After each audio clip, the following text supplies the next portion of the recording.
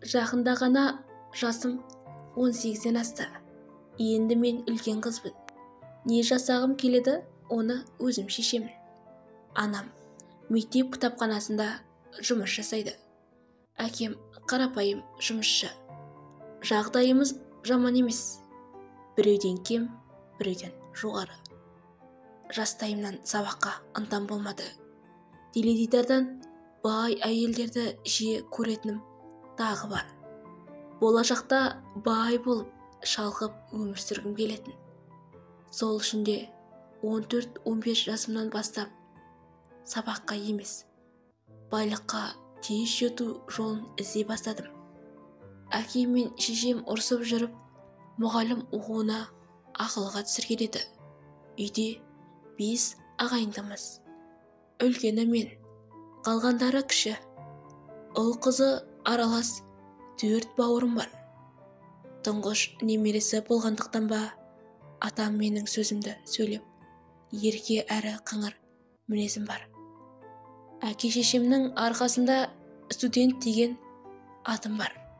Бірақ күнде көше қыдыру, сұлулық деген, қыздардың соры ғана дейтін сөздер маған, мен сияқтыларға арналған. Группадағы байдың ерке тотайларына еліктеп, атамның зейнетақысын алатын мен. Олардан кем болмай, әзер дегенде ол қыздардың қатарына қосылдым. Байғұс анам ауылға барған сайын әбден ұрысса да басыма сана қонбады. Атама еркелеп жүріп, бар ақшасын сыпырып, онан қалды малды сатқызып, біраз ақшаны алып кетіп, бір айға жетпей жұмсап жіберетінім тағы бар. Ақшадан қиналған мен группадағы бай қыздардың тығылып түнгі клубта жұмыс жасауды жөн көрдім. Ел қызығатындай түрім бар. Мүсінім де тартымды. Кез келген жерге барсам, дереу жұмысқа қабылдайды. Бай группаластарым бармайтын түнгі клубқа барып, даяшылық жұмысқа қабылдағанда қатты қуанғанымды жасыра алмаймын. Ол жерде капитен қарағанда жақсы төлейді. Бастапқы күннен бастап-ақ жігіттер жағы көз сүзе тиіскендер де болды. Алайда мен олардың біреуіне де қарамадым. Мені жұмысқа қабылдаған бастығыма есім кетті. Әрине, бастығымның өзіне емес, байлығына. Ол еркек менен 10 жасқа үлкен болса да, оның байлығы мені санамда жаулап алды. Үйленіп, ажырасқаны да маған маңызды емес. Оның әйелі болсам, үлдемен білдеге оранып жүремін деген ой санамды әлдеқашан жаулап алды. Махаббат деген тек ақша дейтін маған біреу соқыр жанға ғашық боласың десе, төбе шашым тік тұрып, ол адамды жерге тыққанша ұрсатыным анық. Сонымен мен сылаңдап, бастығымның көзіне түсуді жоспарлап жүрдім. Шыны керек, оның қаншама мен деген көңілдестері жетерлік. Жұмысқа да сирек келеді. Барлық жұмыс ақшаны сенімді көмекшісі администратор Бекзат деген менен 5 жасқа үлкен жігітке тапсырған. Жұмыста оны бәрі Бека дейтін. Өзі сондай ашық, әрі өте пысық жігіт. Десе де отбасылық жағдайы анау айтқандай керемет емес. Анасы мен шұбырған бауырларын асырап, зыр жүгіріп жүрген нағыз еркектер еді. Бека мені алғаш көргенде ұнатып, сөйлей алмай, кібіртіктеп қалғаны бар.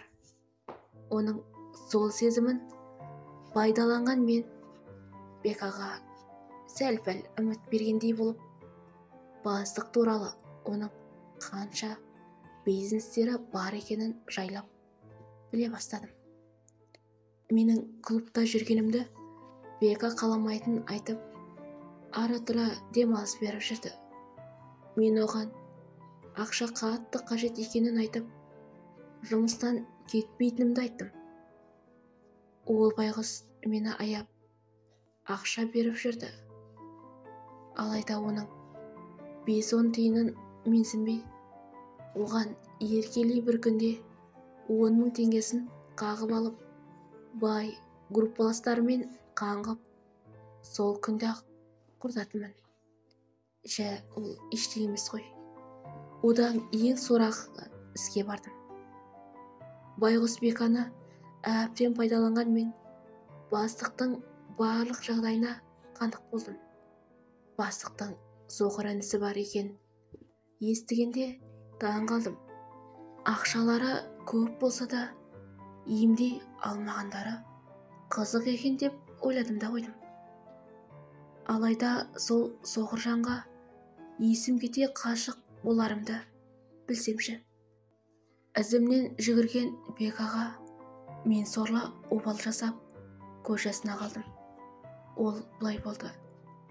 Тауықтай ми жоқ мен өзімді соншалықты сол санап, жігіттің құшағына еркелей еніп, анау айтқандай төсек қатынас емес, жай құшақтасумен шектеліп, ол жігітті өзіме ынтықтырып, кассадан ақша ұрлай бастадым. Ғашықтықтан көрсоқыр болған Бека кассадан ұрланған ақшаны әрине менен көрмеді. Байғұс баладан ақша ұрлағанымен қоймай, тағы да сұрап алып шалқып жүрдім. Бірде маған мынадай арам ой келді.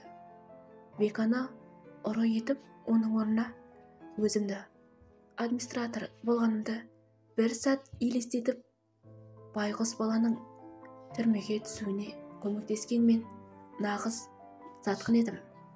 Өзімді сонша сүйген жанды ұры еткен мен бақытты ғұмыр кешемін деп қатты қателесіппін. Беканың соңғы аянышты түрі әлі көз алдымнан кетер емес. Ақшаны мен ұрлағанымды сезген болу керек.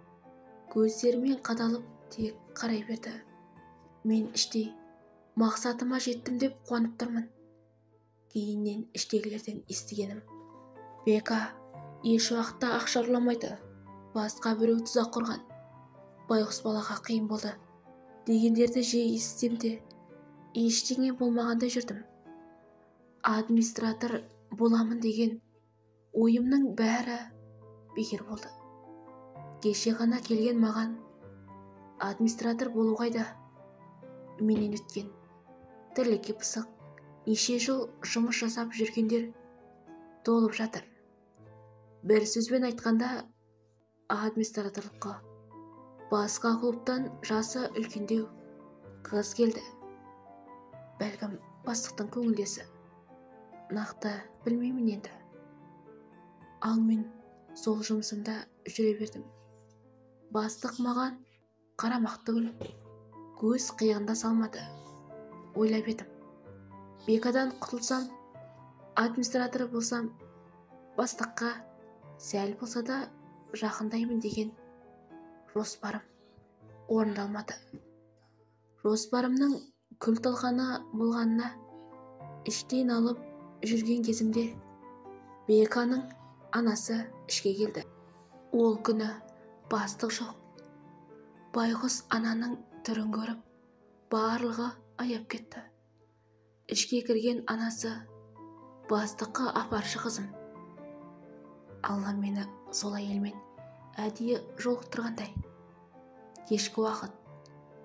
Жүзі сондай мұңды қарт апа кіріп келеді. Апа, тоқтаңыз, қайда барасыз? Әлгіндей бастықпен қанша кездескісі келсе де, бастық бұл кісіні көргісі келмейді екен. Бұл апа Беканың анасы екенін сөздерінен тез ұқтым. Байғұс балама жала жабылған. Мен баламды білемін. Еш уақытта ақша ұрлаған емес. Жылап жіберген Беканың анасын аяп кеттім. Іштей қатты сол кезде өкінгенім рас. Бірақ шындықты айтуға болмайды. Ал Бекаға сенемін. Ол мені сүйгендіктен менің ұры екенімді айтпайтынына сенімдімін. Ол жігіт қой, көп болса 5-6 жыл отырады. Өзімді солай жұбатып, Беканы ұмытуға тырыстым. Арада бір ай өтті. Бека 5-6 жыл емес, 9 жылға сотталып кетті. Бастық адамдарын салып Беканы аямады. Әйтпесе сондай көп ақша емес. Ал Беканың көрген күнін мен де көретімді білгенімде, әттең, жазықсыз жанның көз жасына қалмас едім. Жалғасы бар. 6 бөлім. Рашид, ол қыз саған ештеңе жасамады ғой. Ол қызда нең бар? Біреудің өмірі саған ойыншық па? Басқа қыздарың жетіп жатыр емес пе? Досы, ол қыздың сұлулығы ерекше. Басқа қыздар секілді емес, мінезі де бар. Бірақ менің бетімді қайтарғаны ұнамай қалды. Әрі қарай тың тыңдауға уақытым болмай, аяғымды тез басып, қонақтар жаққа қарай келіп, қызмет етіп жүрдім. Аман есен, ойдағыдай кеш жақсы дәрежеде өтіп, бастығым біздерге ақымызды төлеп, қайтарғалы жатқанда қайта шақырып алды. Қасымдағы қыз екеуміз бір-бірімізге қорқа қарап, үйге қайта кіріп келеміз. Екеумізде бірдеңе дұрыс жасамадық па деген ой. Ал мен әлгінде Рашидтің досына сөйлегенім үшін шақырып жатса, енді не болады деген қорқыныш бойымды билеп, бір сәт бәрінен айырылғандай болдым. Үйге кіргенде Рашид пен бастық диванда отыр. Қасына барған біздерге бүгін ініме қызмет еткен кім деген бастықтың сөзден селт еттім. Біттім, құрған жерім осы деп сөйлей алмай, көзімде жасым дайын тұр. Қасымдағы қыз мен емес, Мақпал деді. Өзімді әзер жиып, кешіріңізші, артық сөйлеп қойыппын. Кешіріңізші, енді қайталанбайды деп жалынышты кейіппен. Бастығым түсінбей маған тесіле қарап, не білдірдің, деді. Сол кезде сөзге Рашид қосылып, әлгінде досым бұл қызбен танысқысы келді. Бұл қыз танысудан бас тартты.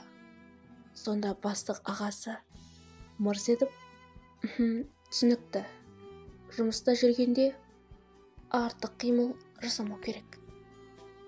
Жарайсың, Мақпал, ертеңнен бастап ініме қызметші боласың. Киімдеріңді жиып, осында көшіп кел. Шыны керек, сол күнгі қуанышымда шек болмады. Қайта рахмет айтқан мен оқуым бар екені есіме түсті. Ағай, мен бұл жұмысты қатты жасағым келеді. Бірақ оқуым қалай болар екен? Оны шешілді деп ойла. Бір звонок. Ертең, таңертең үйде болатын бол деген бастық бізді көлік жүргізушісіне қолмен ымдады. Дереу басын изеген көлік жүргізуші бізді үйге дейін жеткізіп салып, маған таңғы сағат 7-де дайын отыруымды тағы ескертті. 7 бөлім. Үйге келгенмен киімдерімді жиып, таңды атыра алмай, түрлі қиялға батып, таң ата көзім ілініп кетіпті. Сағаттың шырылынан оянып, асығып, жуынып, шайынып, қыздарға түсіндіріп, кетіп бара жатқанымды айтып, қоштастым. Көлік жүргізушісі есік алдында күтіп тұр екен. Дереу мініп алған менде ерекше сезім. Енді ғашығымның жанында жүремін. Ешқандай жоспар құрмай-ақ, Алла мені сүйгеніме өзі ақ жетелеп алып барады деген сөзді іштей айта беріппін. Сөйтсем, Алланың да өз ойлағаны бар екен. Зәулім сарайға келген мені бастығым жеке бөлмесіне шақырып алып, бір ғана шарт қоямын. ініме еш уақытта ғашық болмайсың. Сен тек үй қызметшісі болмайсың. Арасында жұмыстан шаршап келген менің жансыз қуыршағым боласың. Ақшадан таршылық көрмейсің. Келіспейтін болсаң, есік әне, деді. Бұл сөзді естіген мен есім ауып қалды. Кезінде осыны ойладым. Тіпті бастықтың көңілдесі болу үшін Беканы жазықсыз соттатып жібергенде мен едім. Бастықтың айтқанына көнбесем, бәрінен айырылғалы тұрмын. Үнсіз басымды изеп, келіскенім сол еді. 5-10 минутқа жетпей, аш қасқырдай әлгі бастығым қанша жылғы жинаған абыройымды төкті. Ал мен қарсыласа алмадым. Өйткені келістім. Мен Рашидке қатты ғашық болдым. Сол үшін де келістім. Ең болмаса қасында жүрсем, қалағаным бола жатар деген ойымның бәрі күлталған болды. Ағасының жансыз қуыршағы болған мен інісіне өлердей ғашық едім. Ал менің әттең деген күндерім өтіп жатты. Әр әйелдің қойнында жатып, неше түрліні көріп тастаған ол, маған да соны жасауды талап етті. Не деген жеркеніш деді. Күндіз күлімдеп Рашидтің жанында жүрсем, түнім жылаумен болады. Рашидке ғашық болғанмен, арымның лас болғанына енді өкініп жүрмін. Өйткені Рашидке маған ғашық екен. Бірде ағасы іс сапарға кеткенде үй қызметшісі ауырып сұранып кетті. Айтқанымдай, әке-шешесі неге бұл үйде тұрмайды екен десем, олар ажырасып жеке зәулім сарайлар бар. Үйде жалғыз қалған екеуміз әбден көңіл көтердік. Бұл уақытта Рашидпен жақын дос ретінде араласып үлгерген едім. Сол түні Рашид маған сөз айтып, төсекте бірге болдық. Міне осылай, екі оттың ортасында жүрген маған мынадай ой келді. Жалғасы бар. 8-ші бөлім. Екі оттың ортасында жүрген мен. Бір күні күйетінімді білсем де, Рашидке ол жерден кетіп қалу ұсынысын айтып, оны ағасына айтпауын өтіндім. Мені сүйген ол менің дегеніммен жүрді. Демалыстырап ауылға бардым. Ауылға келгенмен анама соқыр жігіт туралы айтқаным сол еді. Ол жігіттен басқа жан құрып қалды ма? 12 мүшесі сау, еркек толып жатыр ғой. Өлсем де ол соқырға сен қызды бермеймін деген анамның айқайына жылап, бөлмеме кетіп қалдым. Таңертең ерте тұрған мен көп ойланбай әке-шешем жоқта қалаға тайып тұрдым. Соңғы рет жазған хатымда: мені іздемеңдер, мен Рашидпен бірге боламын деген сөз ғана болды. Рашидтің үйіне келсем, досы бар екен. Мені көріп көздері жайнап кетті. Вау, мына қыз мұнда қайдан жүр? Рашид, ол осы үйде қызметші әрі деп айта бергенде мен сөзге араласып, Рашид мырзаның жеке қызметшісі боламын деп ғашығыма артық сөз айттырмауға тырыстым. Өйткені Рашидтің қызы екенімді білсе, ағасы мені қуып шығады. Оны Рашид те біледі. Сол күннен соң әлгі жылмақай досы жиі келгіштеп маған тиісіп жүрді. Бірде ол жігіт менің қолымнан ұстап, жуынатын бөлмеге сүйрей жөнелді. Үйде көп аса адам болмайтын. Рашид, мен және үй қызметшісі. Қарсыласқан менің аузымды басып, ол менен өткендегі кегін алмақшы. Рашид деп айқайлап үлгерген. Мені жұдырығымен бүрді. Даусымды естіген ғашығым ол бөлмеге жетіп келді. Есікті қағып, досының арам ойы жүзеге аспай қалды. Ештеңеге өкінбеген досы: «Не болды? Мына қыздан есемді қайтарайын деп едім, кедергі болдық», деген еді. Ашуланған Рашид досын қатты итеріп жіберіп, унитазға құлаған оның басынан қан кете бастады. Айқайлай жылағанмен Рашидтің ашуын тоқтата алмадым. Үй қызметшісі жүгіріп келіп, онан ағасына хабарласып, тып-тыныш үй абыр-сабыр болды. Емханаға жетпей досы көз жұмды. Өйткені басынан қатты соққы алған. Онан Рашидтің ұрғаны бар. Миына қан құйылған ол қыршын ана дүниеге кете барды. Бәрінен де бұл өлімді маған жау. Мен жазықсыз түрмеге түстім. Есімді жоғалтқан мен сүйіктімді қорғау үшін, оның мен үшін қиналғанын қаламай, бәріне келісе беріппін. 9 бөлім. Оқиға болған сәтте Рашидте дереу басқа жаққа әкетті. Ол болса кетпеймін деген сөзін айқайлап айтып жатты. Досының өлгеннен әлі де бейхабар. Ағасы мені жеке шақырып алып, бәрін мойныңа аласың. Бұл жігітті сен өлтірдің. Осылай айтсаң, мен саған түсіңде көрмеген ақша ұсынатын боламын. Ертең сотта ақша төлеп шығарып аламын. Бұл оқиғадан әлі де есімді жиып үлгермегенмен келістім. Ол уақытта ненің дұрыс, бұрыс екенін ойлануға шамам жоқ. Солай қолыма кісен салып, 19 жасыма жетпей істі болдым. Рашидтің ағасына сенгенім тағы бар. Бұл жаңалықты естіген әке-шешемнің жағдайын айтып жеткізу қиын. Мені түрмеден құтқару үшін бәрін сатып, қарыз алып, ақша ұсынғанның өзінде 9 жылға сотталып кете бардым.